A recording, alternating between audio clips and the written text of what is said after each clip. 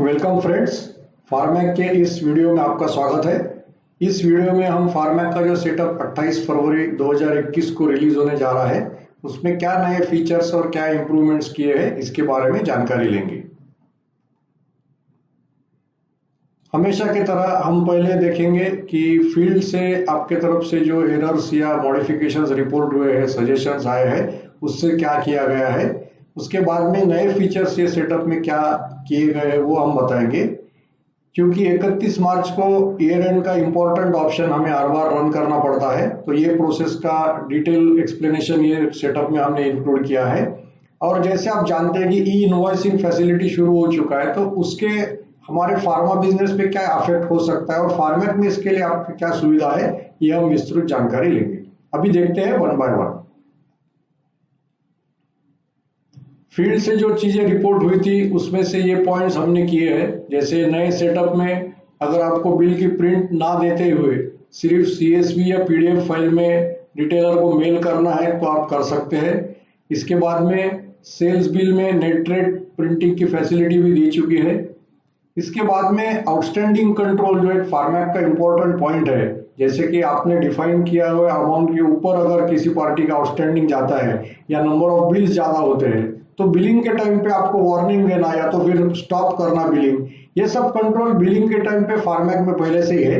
लेकिन ये कंट्रोल अभी ये सेटअप से ऑर्डर बुकिंग में भी हमने इंप्लीमेंट किया है। सो किसी की फोन ऑर्डर बुक करते समय भी अगर आउटस्टैंडिंग का प्रॉब्लम हो तो वही के वही आपको वो वार्निंग या कंट्रोल दे सकता है। इसके बाद में अभी सप्लायर से क्रेडिट डेबिट नोट जो आना चालू हुए टीसीएस के, उसमें फार्मैक में कोई किसी ना किसी जीएसटी टैक्सेबल एंट्री अगर नहीं रहती है तो सिर्फ टीसीएस की क्रेडिट नोट डेबिट नोट वो अलाउ नहीं करता था, लेकिन अभी फार्मैक में सिर्फ टीसीएस की डेबिट क्रेडिट नोट भी आप यूज कर सकते हैं। जीएसटीआर 3B जो जनरेट होता है उसमें अभी सप्लायर क्रेडिट नोट जो हमें आती है वो हमने इनपुट साइड में रिड्यूस करके दिखाई हुई। इसके बाद में सेल्स बिल में अगर पीटीआर प्रिंट करना है आपको तो वो भी सुविधा अवेलेबल है। Item wise bill wise sales नाम का एक रिपोर्ट फार्मैक में है जो आप में से बहुत सारे लोग एनालिसिस के लिए यूज करते हैं, तो इसमें हमने और सुविधा देने के लिए उसमें ऑल आइटम का ऑप्शन इंक्लूड किया है। ई इनवॉइसिंग या ई वे बिल होने के बाद में या फार्मैक का डिलीवरी मॉड्यूल जो मोबाइल ऐप है उसको काफी लोग यूज करने के कारण अभी ट्रांसपोर्ट रजिस्टर की रिक्वायरमेंट काफी ज्यादा बढ़ गई है। तो इसमें ट्रांसपोर्ट रजिस्टर जो फार्मैक में ऑलरेडी दिया है उसे डेट और पार्टी वाइज ग्रुपिंग फैसिलिटी भी हमने प्रोवाइड की है। मेडी ऑर्डर ऐप या रिटेलर ऐप जो फार्मैक के पॉपुलर मोबाइल ऐप्स है जिससे यूज करके आप ऑर्डर बुकिंग कर सकते हैं, उसमें कौन से आइटम पे कितने % का जीएसटी लगने वाला है ये सुविधा भी अभी डिस्प्ले करने की दी है। अभी हम देखेंगे नए फीचर्स एक बाय एक। इसमें कॉन्फ़िगरेशन में सबसे पहले देखेंगे डिस्काउंट से रिलेटेड काफी अच्छी इंप्रूवमेंट ये सेटअप में आपको दिखेंगी। जैसे आप जानते हैं कि फार्मैक में हर पार्टी को आप डिफाइन करते टाइम क्रेडिट डेज दे सकते हो, मतलब बिल बनने के बाद में कितने दिन के अंदर उसका पेमेंट आना अपेक्षित है, उसके बाद में ड्यू डेट के बाद में वो आउटस्टैंडिंग में ओवरड्यू हो जाता है। तो इसमें कुछ चीजें ऐसी है कि अगर मैं किसी पार्टी को 21 दिन की साइट देता हूं, लेकिन अगर पार्टी के ट्रांजैक्शन के हिसाब से या डीलिंग के हिसाब से अगर मैं डिस्काउंट देता हूं तो मुझे रिकवरी जल्दी आनी चाहिए, ऐसा अगर मेरे बिजनेस की स्ट्रेटेजी है तो वो मैं यहाँ पे डिफाइन कर सकता हूँ। जैसे फॉर एग्जांपल मेरा नॉर्मल क्रेडिट डेज 21 दिन का है, तो अगर जब मैं पार्टी का क्रेडिट बिल बनाऊंगा तो बिल डेट से 21 दिन की ड्यू डेट उसके ऑटोमेटिक कैलकुलेट हो जाएगी। लेकिन अगर उसमें मैंने डिस्काउंट दिया है तो वो पेमेंट मुझे 12 दिन के अंदर आना चाहिए, ऐसी अगर मेरी कंडीशन है तो यहाँ पे मैं credit days for bills with discount में 12 दिन को सेट कर सकता हूँ। अगर ये ऑप्शन आपको यूज नहीं करना है तो आप यहाँ पे 0 रखिए, फार्मैक पहले की तरह चलता रहेगा। अब उसमें दूसरी बात ऐसी है कि इसमें कौन से बिल लेना है, प्रोडक्ट डिस्काउंट के बिल लेना है, कैश डिस्काउंट वाले बिल लेना है या दोनों वाले लेना है, तो यहाँ आप क्राइटेरिया में उसको सिलेक्ट कर सकते हैं। तो यहाँ मैंने अगर प्रोडक्ट डिस्काउंट सिलेक्ट किया है तो जो भी बिल में प्रोडक्ट डिस्काउंट जाएगा वो बिल उस पार्टी का 12 दिन के अंदर उसका ड्यू डेट कैलकुलेट हो जाएगा। तो ये एक चीज ऐड करके आप आपके आउटस्टैंडिंग पे और डिस्काउंटिंग पे अच्छी तरह का कंट्रोल रख सकते हैं। कॉन्फ़िगरेशन में दूसरे ऑप्शन प्रोवाइड किए हैं, जैसे आप देख सकते हो आप limiting days for expiry acceptance. कुछ यूजर्स का ऐसा कहना है कि भाई एक्सपायरी हम कितनी भी पुरानी हो वो नहीं लेंगे, हम कुछ डेट सेट करेंगे, उसके पीछे वाली एक्सपायरी आई तो उसको हमको एक्सेप्ट ही नहीं करना है। तो ये डेज आप यहाँ पे डिफाइन कर सकते हैं। जैसे यहाँ पे दिया है 1000, मतलब 1000 दिन पुराने से और पुरानी एक्सपायरी होंगी तो हम उसको एक्सेप्ट नहीं करेंगे। यहाँ एक और फैसिलिटी दी है, max days for picking a pending order. फार्मैक अभी क्या करता है कि जैसे आपको फील्ड से मोबाइल से ऑर्डर आती है या फोन ऑर्डर आती है, वो ऑर्डर जब सेल बिल आप बनाने जाते हो तो ऑर्डर पिकिंग के लिए आपको लिस्ट दिखाता है। कई बार क्या हो जाता है कि एक आधी ऑर्डर कैंसिल हो जाती है, उसका बिल नहीं बनता है, लेकिन वो बार बार दिखते रहती है और फिर गलती से वो ऑर्डर को सिलेक्ट करके किसी ने बिल बना दिया तो आपके बिजनेस में वो बिल का रिटर्न करना पड़ता है और कंफ्यूजन हो सकता है। इसके लिए यहाँ पे डिस्क्राइब किया है या कितने दिन पीछे तक के ऑर्डर्स आप पिकअप कर सकते हैं बिल बनाने के लिए। आपने यहाँ पे कुछ स्पेसिफाई नहीं किया तो ऑटोमेटिकली ये 2 दिन आएगा, मतलब 2 दिन पुराने ऑर्डर तक ही आप पिक कर सकेंगे। लेकिन अगर आपको ये चेंज करना है तो आप इसको चेंज कर सकते हैं। अभी तक फार्मैक में आपको HSN कोड डालने की सुविधा आइटम मास्टर में थी, लेकिन उसका नाम जो है वो GST रिपोर्ट में ऑटोमेटिक मेडिसिन या कैटेगरी में चला जाता था। लेकिन कुछ लोगों के यहाँ आइटम की कैटेगरी मेडिसिन से अलग भी हो सकती है, इसके लिए ये आइटम मास्टर में भी सुविधा दी है। तो नया आइटम आप कोई भी क्रिएट करेंगे तो यहाँ ऑटोमेटिकली मेडिसिन लिख के आएगा, अगर आपको चेंज करना है तो चेंज कर सकते हैं। और ये नाम के ग्रुपिंग से आपके GSTR 1 में और व्यापार में आपका रिपोर्टिंग आ जाएगा। पार्टी सेटिंग्स के कुछ कंट्रोल है जिसका जिक्र पहले के सेटअप में भी हो चुका है, लेकिन ये थोड़े इंपॉर्टेंट ऑप्शन है, इसके लिए ये सेटअप में मैं फिर से दिखा रहा हूँ। यहाँ पे क्रेडिट डेज पार्टीज के आप सिलेक्ट कर सकते हैं जिसके आधार पर ड्यू डेट कैलकुलेट होती है। यहाँ पे एक बिलिंग रूल करके ऑप्शन है, जो यहाँ पे पार्टी का आप सिर्फ कैश बिल ही बना सकते हो या सिर्फ क्रेडिट ही बना सकते हो या कैश और क्रेडिट दोनों बना सकते हो, ये यहाँ पे सिलेक्ट कर सकते हैं। स्टैंडर्ड कोई डिस्काउंट आपको देके रखना है पार्टी का तो यहाँ पे देखें, जैसे यहाँ पे 2% दिया है तो ये पार्टी का क्रेडिट बिल जब भी बनेगा तो ऑटोमेटिकली 2% डिस्काउंट इसको ऐड हो जाएगा। TCS अप्लाई करने के लिए पार्टी का 50 लाख के ऊपर टर्नओवर होना जरूरी है। फार्मैक ऑटोमेटिकली ये टर्नओवर कैलकुलेट करता है, लेकिन फिर भी आपको फ्लैग पार्टी का चेंज करना है, सेट करना है तो यहाँ से आप कर सकते हैं। और किसी पार्टी को बिल बनने के बाद जब मेल जाता है तो उसमें CSV के साथ PDF फाइल भी अगर आपको भेजना है तो यहाँ आप इसको टिक कर सकते हैं। ट्रांजैक्शन करते समय कुछ और नई चीजें दी है, जैसे आप देख रहे हो कि यहाँ पे सेल रिटर्न का ट्रांजैक्शन चालू है। तो जैसे ही मैंने कोई आइटम सेल रिटर्न के लिए सिलेक्ट किया है तो फार्मैक यहाँ पे मुझे वो आइटम का सेल दिखाता है, मतलब कौन से बिल में किस तारीख को वो आइटम कैसा कैसा गया था। तो इसमें अभी हमने 2 कॉलम ऐड कर दिए हैं, जैसे वो बिल में प्रोडक्ट डिस्काउंट कितना दिया था और कैश डिस्काउंट कितना दिया था, ये यहीं पे आपको दिखता है। तो इसका उपयोग करके आप ये रिटर्न लेते टाइम भी उतना डिस्काउंट उसमें से माइनस करके आपका लॉस बचा सकते हैं। इसमें और एक ऑप्शन है कॉन्फ़िगरेशन में, जैसे रेफरेंशियल डिस्काउंटिंग नाम का ऑप्शन है। तो रेफरेंशियल डिस्काउंटिंग ऑप्शन को अगर आप ऑन करते हो तो फार्मैक ऑटोमेटिकली यहाँ जो भी डिस्काउंट दिए है उसको सम करके यहाँ पे डायरेक्ट ले लेता है। मतलब आपने कोई बिल में 2% प्रोडक्ट डिस्काउंट दिया था, 3% कैश डिस्काउंट दिया था और वो बिल का माल अगर आपको वापस करना है तो 2 + 3 5, तो ये 5 यहाँ पे ऑटोमेटिकली फॉर्मेट कर लेगा। एक्सपायरी सेंड का ऑप्शन जो फॉर्मेट में है, इसमें एक अल्टर एल करके फैसिलिटी दिया था जिसमें एक कंपनी के पूरे आइटम्स जो एक्सपायर होकर अपने पास पड़े हैं वो ऑटोमेटिकली लोड हो जाते हैं। ये फैसिलिटी को कैटेगरी के लिए भी हमने अभी यूज किया है। एक नई सिस्टम जो फॉर्मेट में पहले से थी उसका जिक्र ये सेटअप में हम कर रहे हैं, जैसे प्रमोशन मैनेजमेंट। किसी कंपनी का और किसी होलसेलर का टाइप होता है और किसी प्रोडक्ट्स को हमको मार्केट में प्रमोट करना है, तो उसका एनालिसिस अगर करना है कि भाई किसके थ्रू कितना सेल होता है, कौन से काउंटर किसको असाइन करने हैं, कौन सा आइटम किसको असाइन करना है, तो ये पूरा प्रमोशन मैनेजमेंट इसमें पॉसिबल है।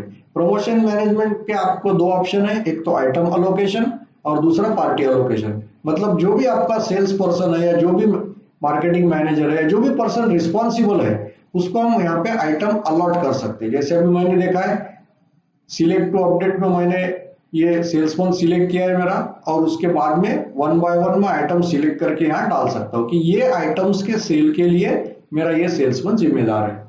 अब इसमें ये आइटम के सेल्स के लिए जिम्मेदार है, लेकिन पार्टी का भी अलोकेशन हम कर सकते हैं। मतलब एक ही आदमी है पर ये प्रोडक्ट ये एरिया में सेल किया तो उसके क्रेडिट पे जाना चाहिए, दूसरे पार्टीज का क्रेडिट दूसरे में आना चाहिए। तो इसके लिए आइटम अलोकेशन के साथ आप उसको पार्टी अलोकेशन भी कर सकते हैं। पार्टी अलोकेशन में फिर सेल्समैन को सिलेक्ट करता हूं और यहाँ 1 बाय 1 पार्टीज डालता हूं। तो ये पार्टीज का जो भी सेल होगा वो इस पर्टिकुलर सेल्समैन से के खाते में रहेगा। इसके बाद में आता है फाइनल रिपोर्टिंग।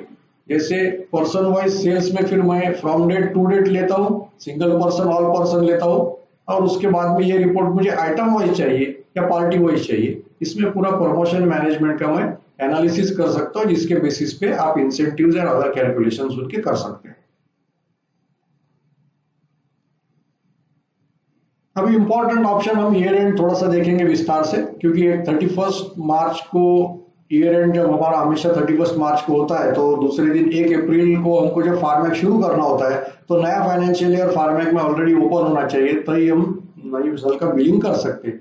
इसके लिए 31 को सब काम खत्म होने के बाद में हमको ये ईयर एंड का ऑप्शन रन करना पड़ता है। ये ऑप्शन में आपको ये जानना जरूरी है, हर साल जब फार्मेक में कोई चेंजेस होते हैं तो ईयर एंड में कुछ अफेक्ट नहीं होना चाहिए। इसके लिए जनवरी फरवरी में सेटअप पूरी तरह से चेक होता है, आपके कुछ कस्टमर्स के अलग अलग डेटा पे उसका टेस्टिंग होता है, और एक बार पता चल गया कि अभी ये सेटअप में ईयर एंड होने में कोई दिक्कत नहीं है, स्मूथली सब काम हो रहा है, तो उसके बाद में वो सेटअप सर्टिफाई होता है।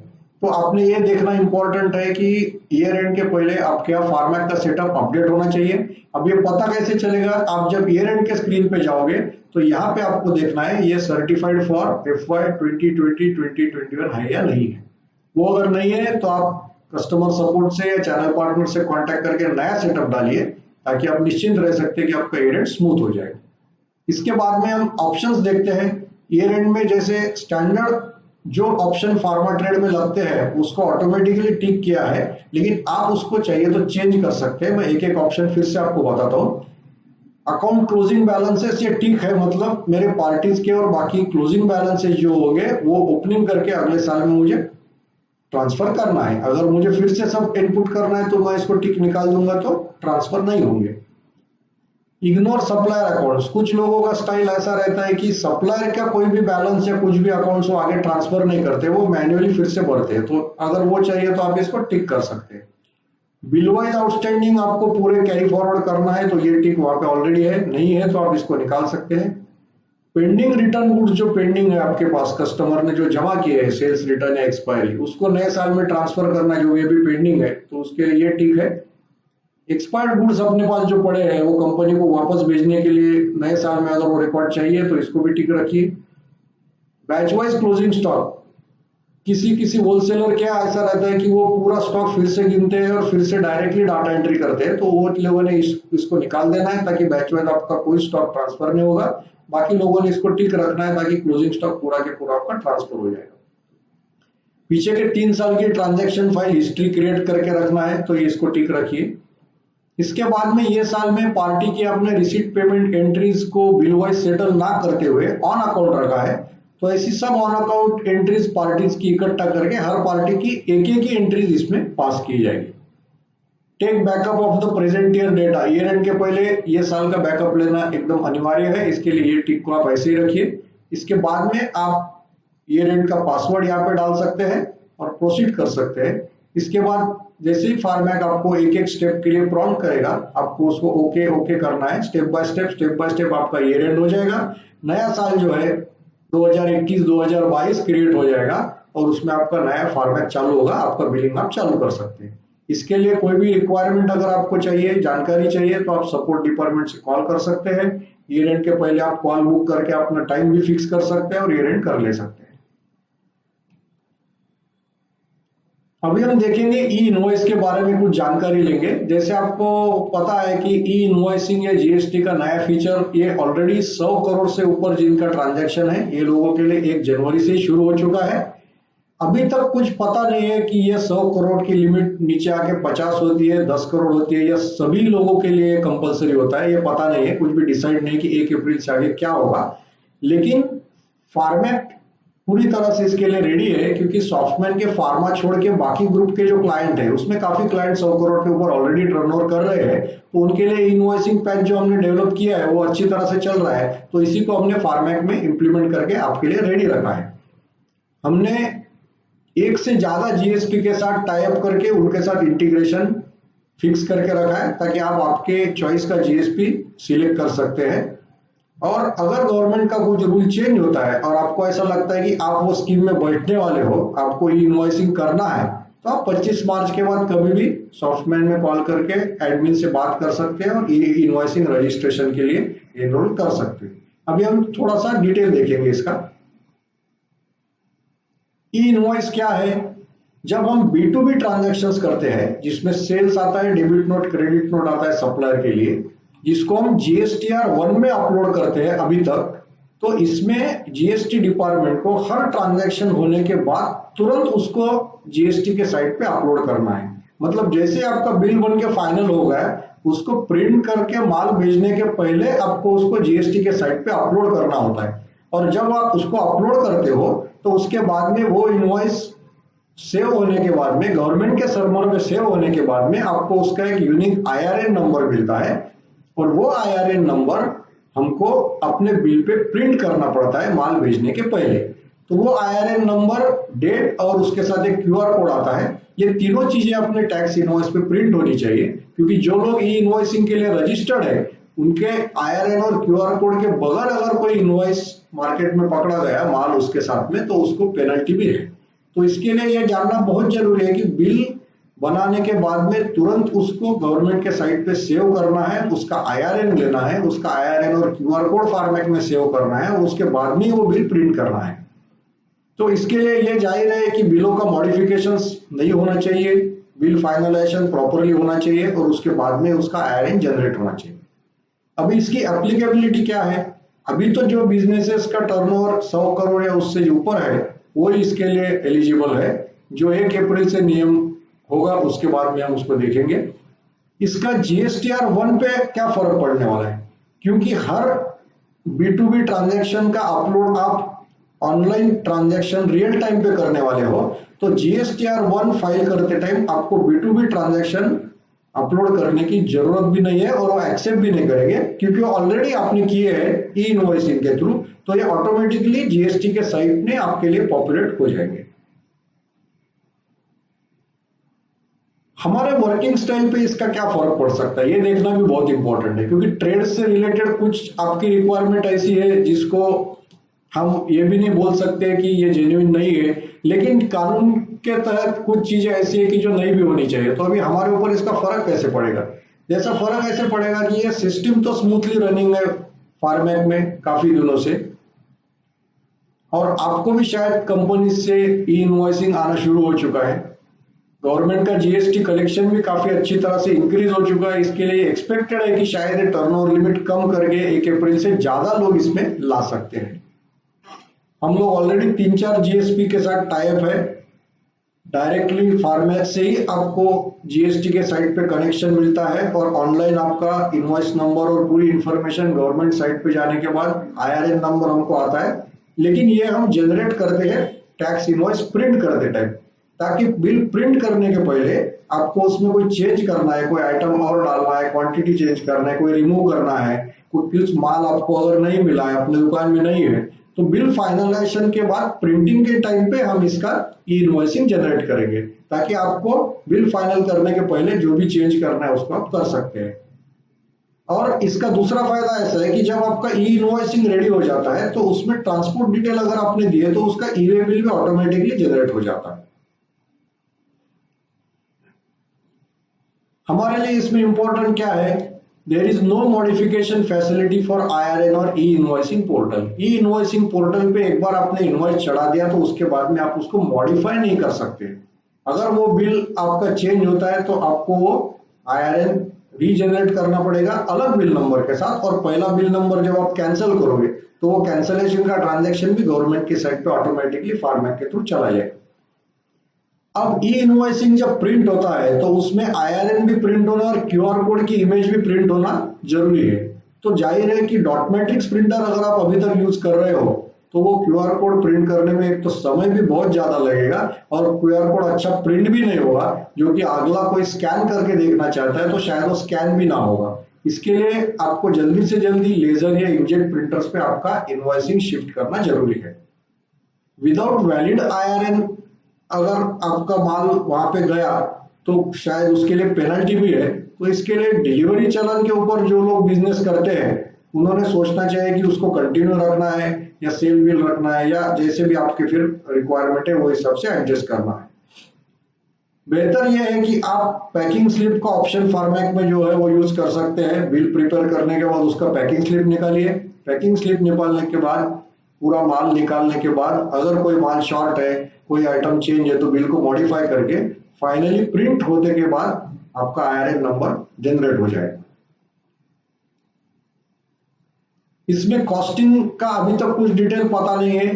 3 या 4 GST प्रोवाइडर्स के साथ हमने टाइप करके रखा है। जब वक्त आएगा तब हम देखेंगे, इनके साथ नेगोशिएट करेंगे बेस्ट पॉसिबल क्या ऑप्शंस अपने लिए ये लोग ला सकते हैं। तो आपका जो भी उसमें ऑप्शन आपको चूज करेंगे उसके साथ में आप जैसे SMS पैक का बैलेंस आप किसी के साथ भी ले सकते हो और हमको यूजर नेम पासवर्ड देते हो, उसी तरह किसी भी GST इनके साथ आप आपका अकाउंट खोल के हम गाइड करेंगे उसमें, आपको नो डाउट। लेकिन आपको चॉइस है, आप उनके साथ में टाइप कर सकते हैं और हमको यूजर नेम पासवर्ड अगर दे दिया तो वो अपने फॉर्मेट में इंटीग्रेट होके आपका इनवॉइसिंग ऑटोमेटिक चालू हो जाएगा। दूसरी बात, इनवॉइसिंग अभी अपना हर इनवॉइस गवर्नमेंट के साइट में डिटेल मोड पे मतलब आइटम के साथ साथ अपलोड हो रहा है। तो इसके लिए बिलों में क्रेडिट नोट एडजस्ट करना, डेबिट नोट एडजस्ट करना अगर कोई यूज कर रहा है तो वो चीज हमको इसमें स्टॉप करनी पड़ेगी। फॉर्मेट में जो सुविधा है कि डेबिट नोट आप अलग से सेट करो, उसका रेफरेंस सिर्फ बिल में एडजस्ट करो ताकि बिल में उसका कोई भी इफेक्ट ना जाए, आउटस्टैंडिंग पे डायरेक्ट इफेक्ट चला जाए। तो ये सिस्टम आप अभी भी उसमें चला सकते हो। ये कुछ इनिशियल स्टेप्स है, जैसे आज जो कानून और आज जो इम्प्लीमेंटेशन है उससे हमको जो लगाव आपको दिया है। इसके बाद में गवर्नमेंट एक्चुअल रूल्स क्या आते हैं, 1 अप्रैल के बाद क्या होता है ये देखेंगे।